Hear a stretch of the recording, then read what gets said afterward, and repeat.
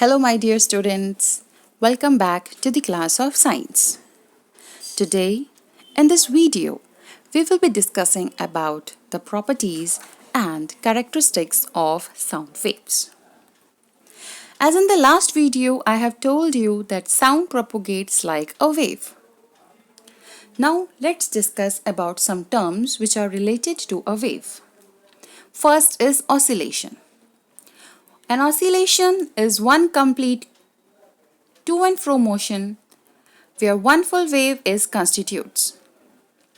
From the figure, if a wave starts from point A, it completes full wave at point C.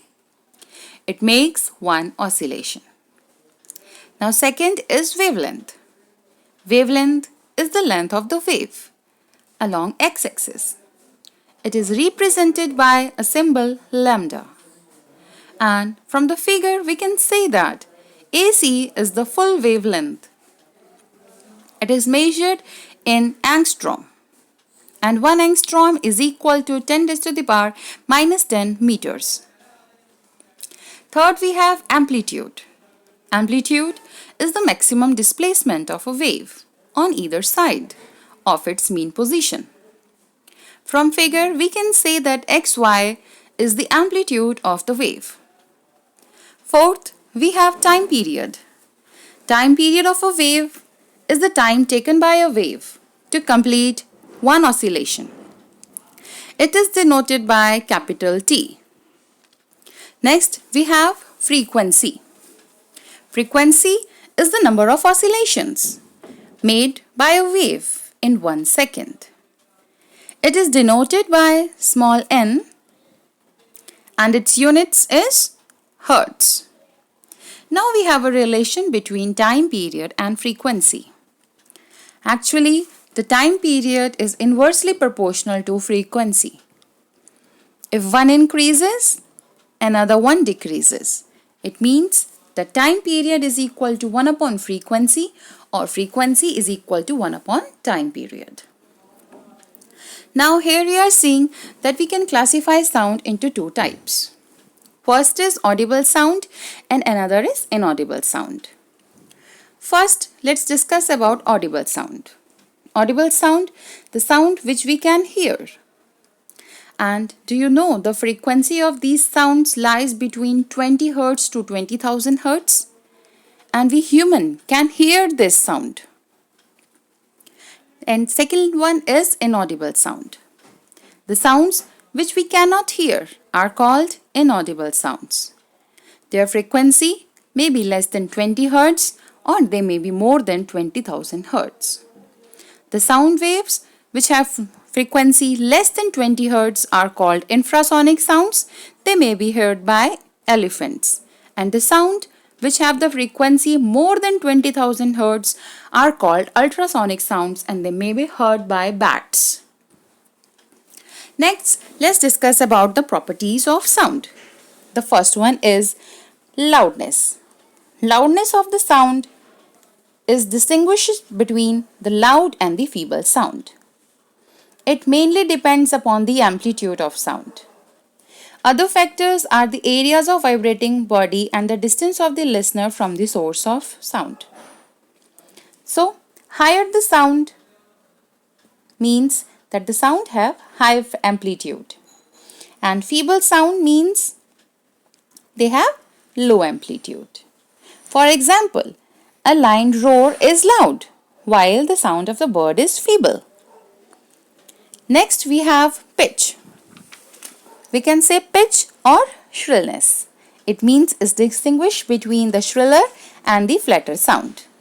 It mainly depends upon the frequency of sound. High frequency, shriller sound and shorter wavelength. Like here you are seeing that the wavelength of the wave is very less, is very small.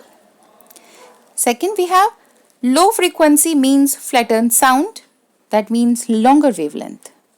For example, the drum have low frequency so it produces low pitch sound, while a whistle have high frequency so it produces a very high pitch sound. Next, last we have quality or timbre. It distinguishes one sound from another sound having the same loudness and pitch. Both the sounds effects have different sound effects. Like here we are seeing some sound waves of guitar, and second we have the sound waves of sitar.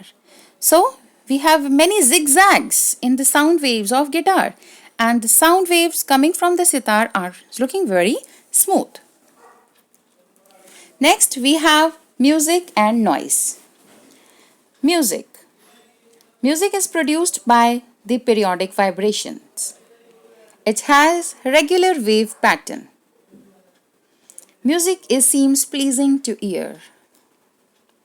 It can be produced also. For example, sound produced by musical instrument comes under the category of music. Next, let's discuss about noise. Noise is produced by irregular vibrations.